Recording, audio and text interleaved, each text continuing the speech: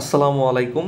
এই ভিডিওতে আমরা বৃত্ত অধ্যায়ের 17 নম্বর উপপাদ্য অর্থাৎ বৃত্তের কেন্দ্র ও ব্যাস ভিন্ন কোনো জ্যা এর মধ্যবিন্দু সংযোজক রেখাংশ ওই জ্যা এর উপর লম্ব এই উপপাদ্যটি প্রমাণ করব। তাহলে আজকের ভিডিওটি শুরু করা যাক। 17 নম্বর উপপাদ্যে আমাদেরকে বলা হচ্ছে বৃত্তের কেন্দ্র ও ব্যাস ভিন্ন কোনো জ্যা এর মধ্যবিন্দু সংযোজক রেখাংশ ওই জ্যা এর উপর লম্ব। আমরা প্রথমেই চিত্র এঁকে নিচ্ছি। ধরা যাক এটি হলো আমাদের একটি বৃত্ত এবং ওই বৃত্তের একটি জ্যা হলো এবি। ওই বৃত্তের একটি জ্যা হলো এটি এবি জ্যা। তাহলে আমরা বলতে পারি যে আমাদের এই বৃত্তটির কেন্দ্র আমরা ধরে নিলাম ও। তাহলে আমাদের এখানে ও কেন্দ্র বিশিষ্ট বৃত্ত হচ্ছে এবি সি বৃত্ত। আমরা নাম দিয়ে দিলাম বৃত্তটির এবি সি বৃত্ত। এখন আমরা ধরে নিচ্ছি এবি এর মধ্যবিন্দু। এবি এর মধ্যবিন্দু আমরা ধরে নিচ্ছি এম। এবি এর মধ্যবিন্দু আমরা ধরে নিলাম এম। এখন প্রমাণের স্বার্থে আমরা অঙ্কন করব কি, আমরা ও এবং এম যোগ করব এবং ও এ এবং ও বিও যোগ করে দিব। এটা আমরা কেন করলাম? এটা আমরা করলাম প্রমাণ করার জন্য, প্রমাণের স্বার্থে। তাহলে আমরা অঙ্কনে কি লিখব? আমরা অঙ্কনে লিখব ও এম। আমরা অঙ্কনে লিখব ও এম এ ও এবং ও বি যোগ করে পাই। এটা আমরা অঙ্কনে লিখে দিব। তাহলে এখানে চিত্রটি এরকম দাঁড়াচ্ছে যে আমাদের এবিসি বৃত্তের কেন্দ্র হলো ও এবং এবি হলো ব্যাস ভিন্ন যে কোনো একটি জ্যা। এখানে এবি হলো ব্যাস ভিন্ন যে কোনো একটি জ্যা। ব্যাস ভিন্ন জ্যা বলতে কি বোঝায়? যে জ্যা কেন্দ্রগামী না, যে জ্যা কেন্দ্রগামী না।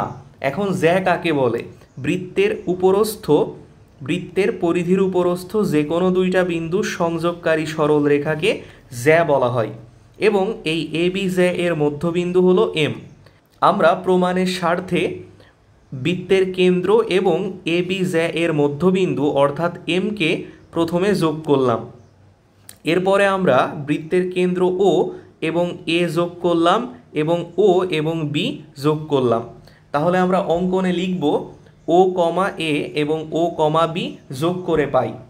এখন আমাদেরকে প্রমাণ করতে হবে এ বি জ্যা এবং ও এম এই দুটি সরল রেখা একে অপরের উপর লম্ব। এটি আমাদেরকে প্রমাণ করতে হবে। তাহলে আমরা প্রমাণে চলে আসছি।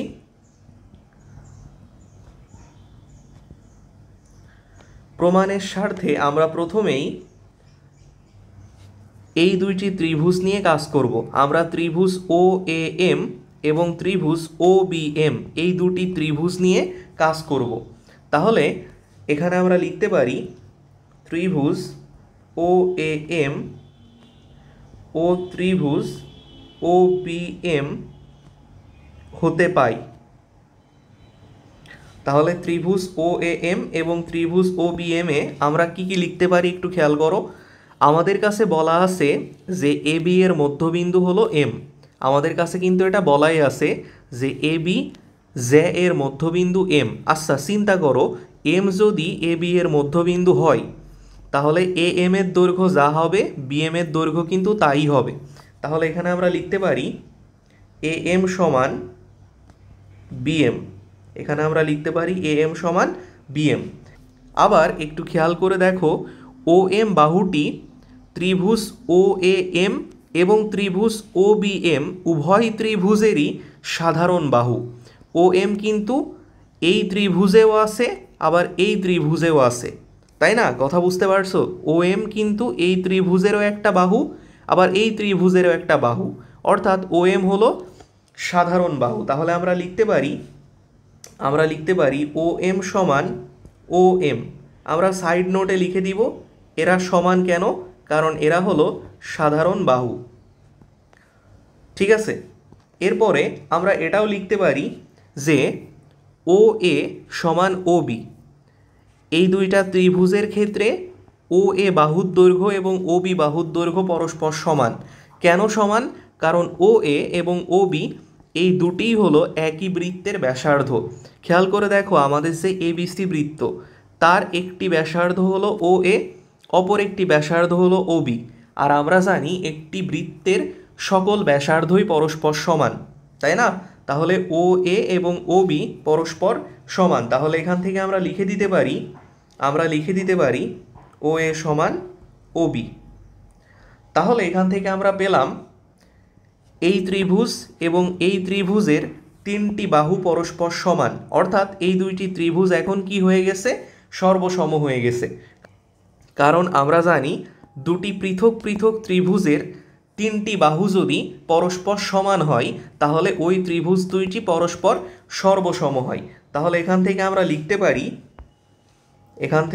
লিখতে পারি ত্রিভুজ ও এ এম সর্বসম ত্রিভুজ ও বি এম। আমরা এখান থেকে লিখতে পারি ত্রিভুজ ও এ এম এবং ত্রিভুজ ও বি এম এই দুইটা ত্রিভুজ পরস্পর সর্বসম। আর মনে রাখবা এই চিহ্নটি হলো সর্বসম চিহ্ন।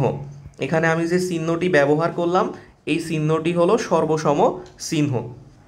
যেহেতু এই দুইটা ত্রিভুজ সর্বসম হয়ে গেছে তাহলে অবশ্যই এই দুইটা কোণ পরস্পর কি হবে? সমান হবে। তাহলে এখান থেকে আমরা লিখতে পারি অতএব কোণ ও এম এ সমান কোণ ও এম বি। আমরা বলতে পারি কোণ ও এম এ সমান কোণ ও এম বি, অর্থাৎ এই কোণ এবং এই কোণ, এই দুইটা কোণ পরস্পর সমান। এখন একটু খেয়াল করে দেখো যে এই দুইটা কোণ কিন্তু পরস্পর রৈখিক যুগল কোণ। রৈখিক যুগল কোণ মানে কি? এরা দুইজন কিন্তু একসাথে এভাবে লেগে আছে। এখন চিন্তা করো যে আমরা যদি এ এম বি মানে এই যে এই বাহুটার কথা চিন্তা করি বা এই রেখাটার কথা চিন্তা করি, তাহলে এম বিন্দুতে যে কোণ তৈরি হয় এই টোটাল কোণের মান কত হয়? 180 ডিগ্রি।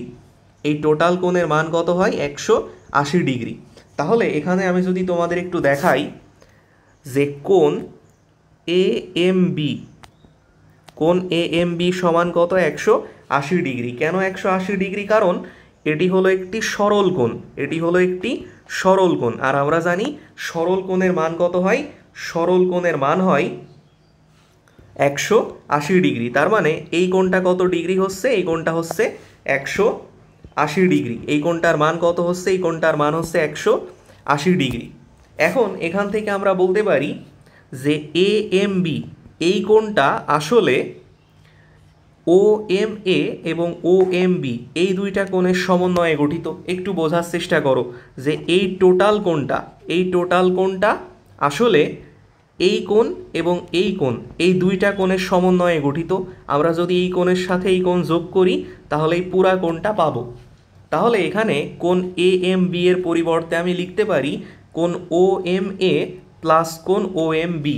তাহলে এখান থেকে আমি লিখে দিলাম কোণ ও এম এ প্লাস কোণ ও এম বি সমান 180 ডিগ্রি।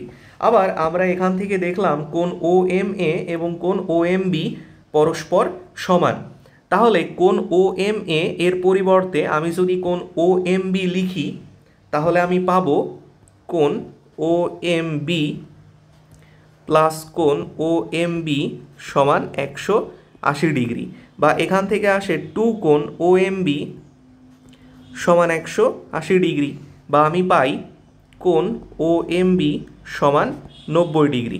অর্থাৎ এখান থেকে হিসাব করে আমি পেয়ে গেলাম কোণ ও এম বি এর মান কত? 90 ডিগ্রি। অর্থাৎ কোণ ও এম বি সমান হবে 90 ডিগ্রি। অর্থাৎ এই কোণটি হলো 90 ডিগ্রি। এখন চিন্তা করো এই কোণটা যদি 90 ডিগ্রি হয় এই কোণটাও কত ডিগ্রি হবে? অবশ্যই 90 ডিগ্রিই তো হবে, তাই না? যদি এই কোণটা 90 ডিগ্রি হয় তাহলে এই কোণটিও 90 ডিগ্রি হবে। এখন তুমি এই প্রমাণটুকু পরীক্ষার খাতায় না লিখলেও কোনো সমস্যা নাই, এতটুকু আমি লিখছি তোমাদেরকে বোঝানোর জন্য। তুমি যদি বুঝে থাকো তাহলে এতটুকু আসলে লেখার দরকার নেই। তুমি কি লিখবা? বইয়ে যেটা লেখা আছে তুমি সেটাই লিখে দিবা। বইয়ে লেখা আছে যেহেতু কোণদ্বয় রৈখিক যুগল কোণ এবং এদের পরিমাণ সমান সুতরাং কোণ ও এম এ এবং কোণ ও এম বি সমান হবে এক সমকোণ। তাহলে এখানে বইয়ে যেটা লেখা আছে আমি সেটাই লিখে দিচ্ছি। বইয়ে লেখা আছে যেহেতু কোণদ্বয়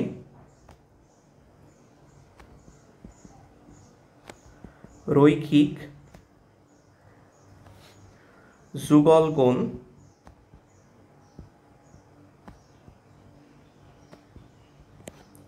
এবং এদের পরিমাপ সমান।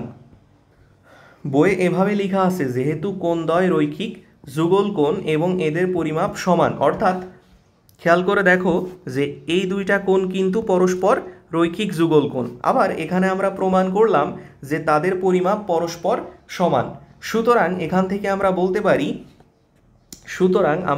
পারি কোণ ও এম এ সমান কোণ ও এম বি সমান এক সমকোণ।